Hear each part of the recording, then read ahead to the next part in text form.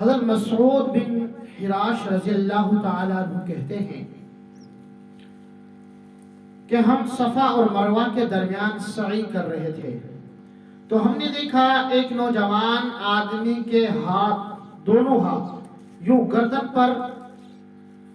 کے ساتھ بندھے ہوئے ہیں، اور یہ دونوں ہاتھ یوں گردن کے ساتھ یوں بندھے ہوئے تھے، اور لوگوں کا ایک بہت بڑا مجمع اس کے ساتھ تھا، اس کے پیچھے تھا،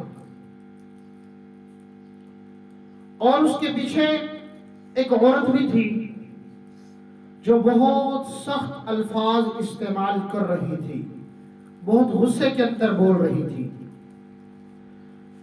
تو حضرت مسعود بن حراش کہتے ہیں کہ میں نے لوگوں سے پوچھا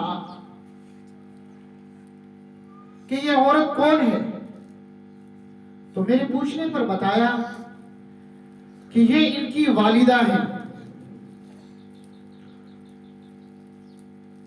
حضرت ابراہیم بن محمد بن طلحہ فرماتے ہیں کہ حضرت طلحہ بن عبید اللہ رضی اللہ تعالی عنہ نے مجھے بتایا مسلمان ہونے کا طریقہ، کہ میں کس طرح مسلمان ہوا۔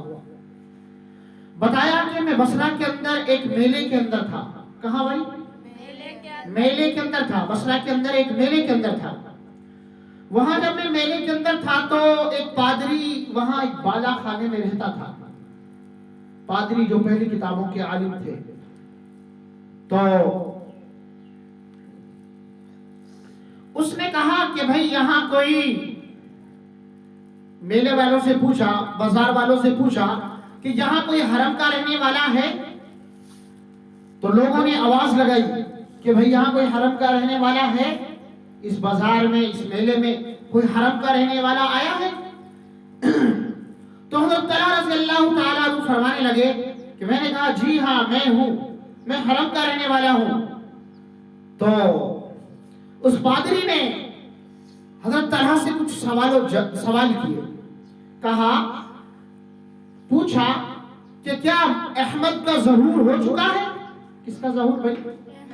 احمد کا ظہور ہو چکا ہے؟ تو حضرت طلحہ رضی اللہ تعالیٰ عنہ فرمانے لگے میں نے پوچھا احمد کا کیا مطلب؟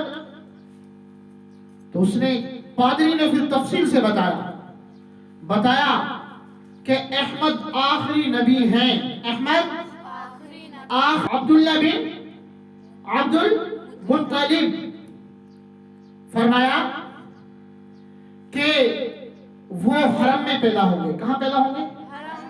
حرم میں، اور وہی ان کا ظہور ہوگا، اور پھر وہ وہاں سے ہجرت کر کے جائیں گے۔ کون بتا رہے ہیں؟ پادری بتا رہے ہیں، ان کی کتابوں میں یہ ملتا ہے ان کو۔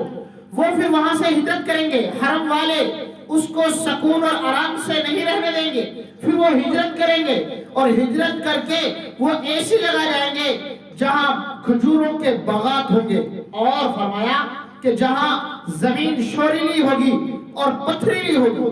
پادری نشاندہی کرتا ہے، اور حضرت طلحہ رضی اللہ تعالیٰ عنہ سے کہنے لگا کہ بھائی تو ایسا نہ کرنا کہ لوگ اس کے ساتھ مسلمان ہو جائیں اور تو پیچھے رہ جائے، ایسا نہ کرنا۔ وہ اس کو نصیحت کر رہا ہے ایز اے بڑا ہونے کے۔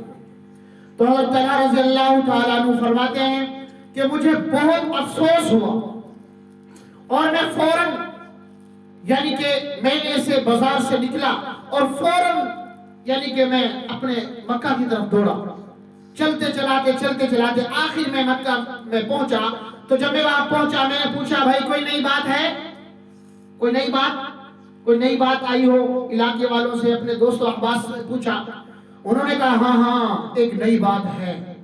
تو فرمایا کہ جو اپنے آپ کو صادق اور امین کا جو لقب سے جو مشہور تھا، محمد رامی، احمد رامی، عبداللہ کا بیٹا، عبد المطلب کا پوتا، فرمایا کہ اس نے نبوت کا دعویٰ کر دیا ہے۔ وہ کہتا ہے کہ میں نبی ہوں، اور ابو